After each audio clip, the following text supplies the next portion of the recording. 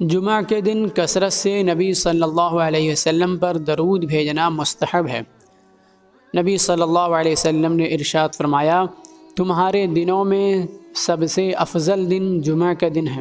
اسی دن حضرت آدم علیہ السلام کی تخلیق ہوئی اور اسی دن ان کی وفات ہوئی اور اسی دن قیامت آئے گی، لہذا اس دن تم مجھ پر کثرت سے درود بھیجا کرو، اس لیے کہ تمہارا درود و سلام میرے حضور پیش ہوتا ہے۔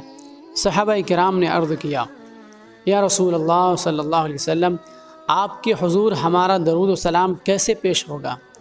آپ کا جسم تو بوسیدہ ہو چکا ہوگا۔ فرمایا، اللہ تعالیٰ نے زمین پر حرام کر دیا ہے کہ وہ انبیاء علیہ السلام کے جسم کو کھائے۔